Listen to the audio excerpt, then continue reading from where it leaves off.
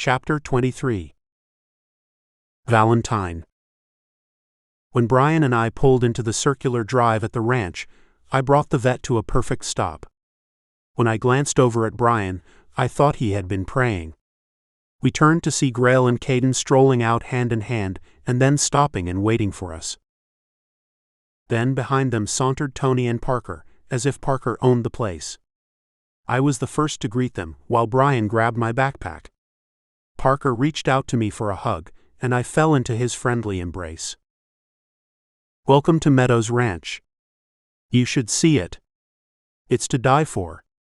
"Caden did a great job of decorating it, with my suggestions of course," Parker said, with his eyes twinkling with joy and a grin to die for. Brian stepped out of the Corvette, and Parker whistled.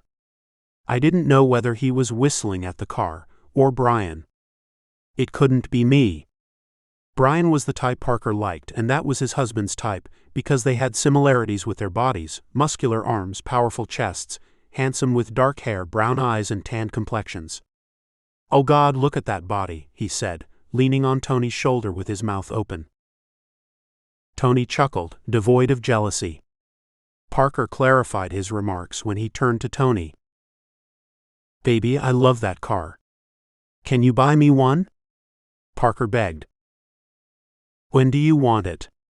But you do know the minute you take it off the showroom floor and it registers miles, it will lose its value." Parker turned around on the balls of his feet and gave Tony a soft kiss on the lips. Pulling away, he said, "But I never will." Then Parker sauntered over to the Corvette, passed his hand over its trunk, as if he was preparing to make love to it. He stood upright and sighed, "Maybe you're right, baby. I don't like to waste money. I'll probably never drive it, but I can look at it," Parker said, being persistent. Grail turned to see Cole and his husband Keys. "You all know Brian and his fiancée," Brian added. They shook my hand, and Parker said, after slipping his arm under mine, "Come in and let me show you the place. There are more people coming. Lane and Scott are already here with the baby, but Mr. Meadows, Grail's father, didn't feel like traveling today. Maybe next time." Brian glanced over at me and smiled. During our ride, he had filled me in on Parker. Parker was one of those men who fit in with most people, old and young. He always had the right smile, knew what to say to everyone to put them at ease, and enjoyed everyone's company except for one person. When we entered the house, and he whispered, "I hope the fuck Austin and that slut Zach doesn't show up." He took me by surprise. Tony doesn't like when I curse, but there are some people you can't mention their name without adding fuck to it, or the word slut without thinking of Zach. "Did someone mention my name?" The guy traipsed over to me with a wide smile and an extended hand. I shook it, and he held it tight and offered me a nasty smile, as if he could take me out back and give me what I was not looking for. "I'm Zach the slut." "I'm Val, Brian's fiancée," and that was when he dropped my hand quick. "I'm Austin." He didn't seem happy when he spotted Parker. I introduced myself, and Parker grabbed my hand away from Austin. "Come on, I'll show you the sleeping quarters." We climbed the stairs, and Parker leaned in and whispered, "If it were up to me, I wouldn't invite them, but then, Grail's not like me. He tolerates too much. Wait until I tell you about what Austin did to Grail." Mental note: don't tell Parker anything private that I don't want to get out. After everyone had settled down, and Grail started a fire in the fireplace just for the ambiance, we glanced up, and walking down the stairs was Brian's brother Scott, dressed in a house dress. He had his brown hair in a bun, and a long pink silk dress with slits on both sides. Everyone pretended that they didn't see him. It wasn't as if it was the latest fashion, but it was something he might have gotten at a resale shop for women. Brian turned to me and said, "I thought it was a phase, but I wouldn't be surprised at anything Scott did." He'd always been eccentric. As if Scott thought we were discussing him, and we were, he turned to everyone after he walked from the kitchen, with a bottle for Amy. "It's comfortable, and my clothes were too harsh on her delicate skin. She seems to sleep better when I'm dressed like this, and I hold her." And he continued up the stairs. Then I heard Zach whisper to Austin, "Yeah, right." And Parker said, "You should talk. Who knows what the fuck goes on behind your closed doors?" Zach stood and Parker stood and they eyed each other. Tony marched behind Parker, held him around his waist and whispered, "Calm down, baby. I hope you didn't come to our home to fight." "Not unless you're lovers," Grail said, standing between Zach and Parker, before handing them each a glass of wine. Parker turned to face Tony and Zach did the same, giving his front to Austin and then taking a sip of wine and offering Austin some from his glass. Austin took a large gulp. "I'm sorry, Grail and Caden. You were good enough to invite us here after what we did," Zach said. "What did they do?" I asked. "I'll tell you later," Brian whispered. Tony took Parker's arm and pulled him away from Zach, placing distance between them. Tony and Parker sat opposite each other, at a hardwood table that held 10 people. "What time will the board games begin?" Everyone said in unison, "I hope never." Cole and Key strolled out of their room holding hands. "Is everyone ready for a great movie? It's the perfect evening to show it outside, and I have everything set up. We can set up chairs, or some of you lovers can spread blankets on the grass and eat burgers and pizza, and not worry about a food fight."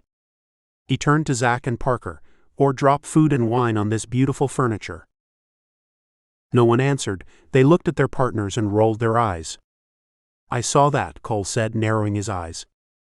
"I know I have been a Hitchcock snob, so tonight is action night. Everyone gets a chance to make a suggestion. You can watch westerns or," Parker stopped him. "No more John Wayne or Clint Eastwood. I think I've seen the good, bad, and the ugly, and speaking of ugly, what happened to Taylor and Chad?"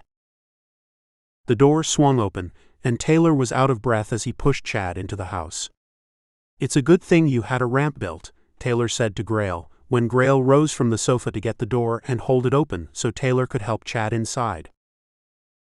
"This is my father's home, and when I was renovating it, I thought it would be a good idea to get a ramp built.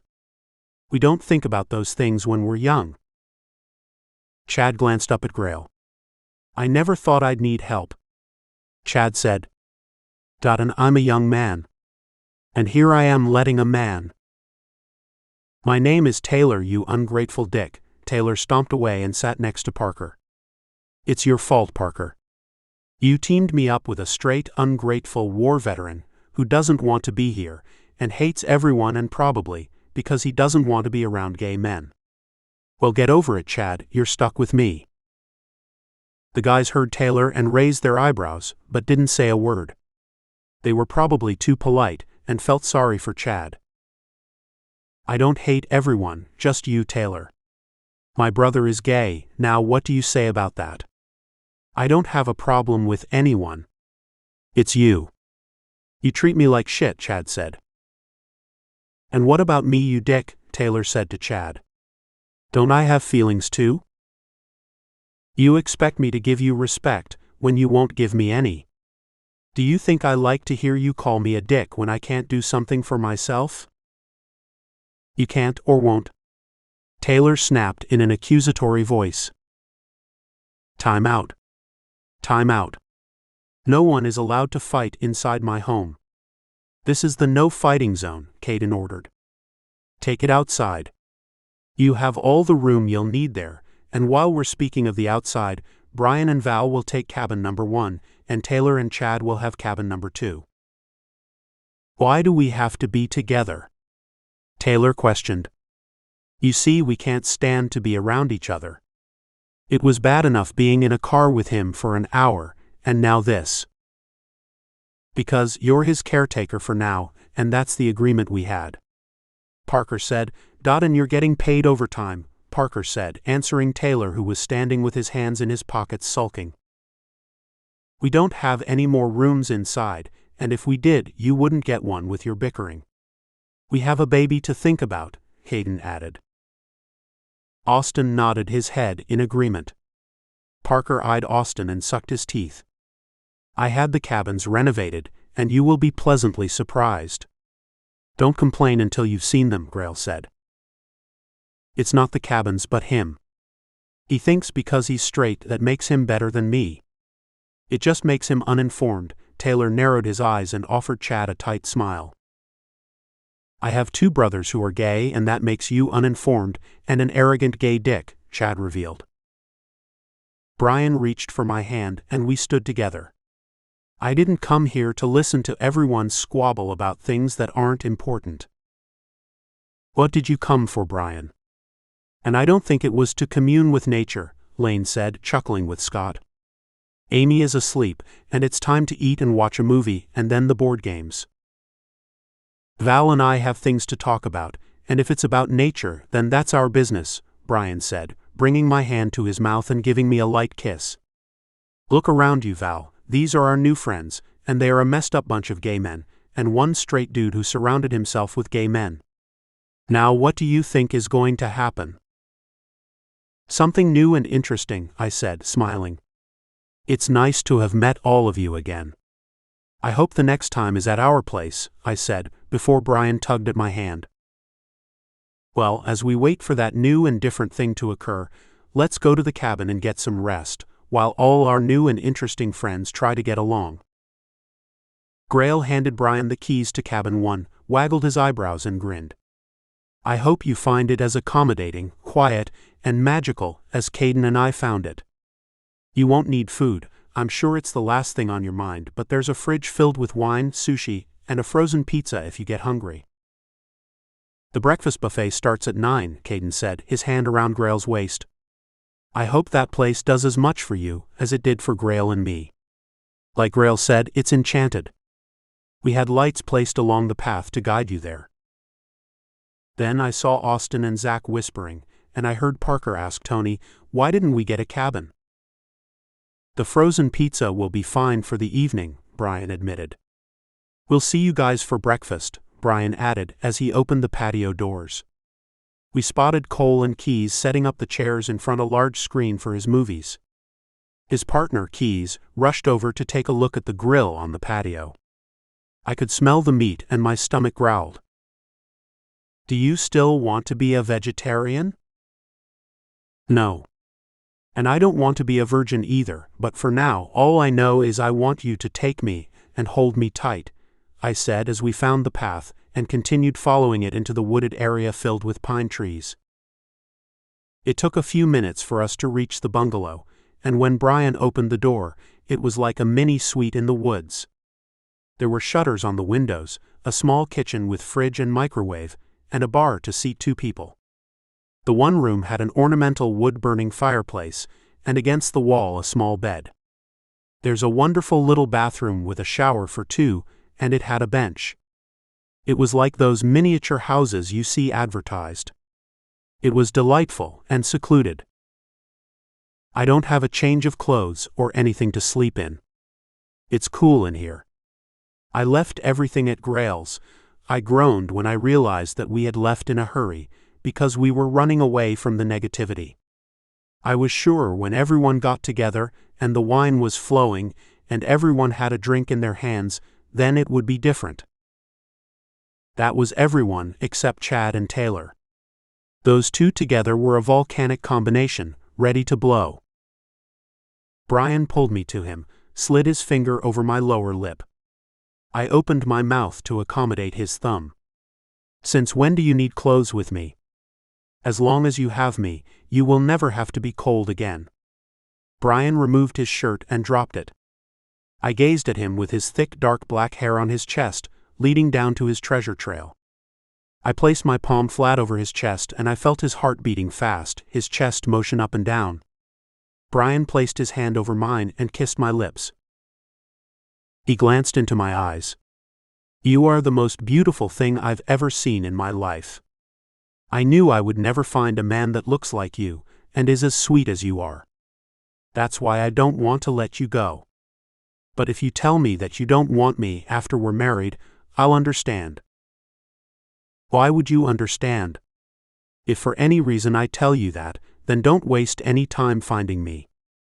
Come after me, let me know that I'm yours and you will never let me go. Tell me you will follow me to the ends of this earth, and bring me back if I'm stupid enough to ever leave you, Brian Cornell with 2 L's. We stared at each other with crazy, loving smiles. Then I turned and strutted to the small bed, reached inside my pocket, pulled out a small bottle of lube, winked at Brian, toed off my sneakers and my ankle socks, turned my back as I unbuttoned my shirt and dropped it along with my jeans and jockeys.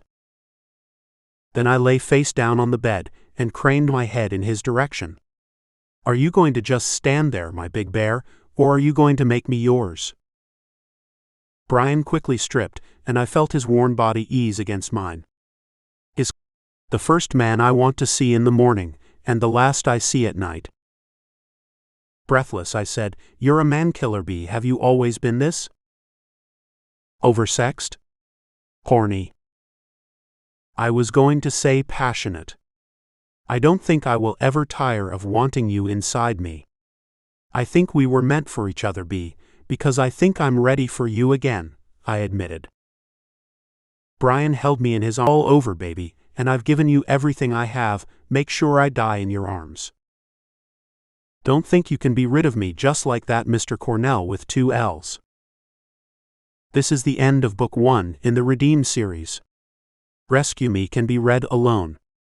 Books 2 and 3, if you're interested in learning about the characters who appear in Rescue Me, you can start with the Wounded Inked series where Tony and Parker have their story, and make their appearance in the Surrender series. Brian is a minor character in the Surrender series, but he gets his story told in Rescue Me, and will appear with Valentine in the next 2 books in the Redeem series with Tony and Parker.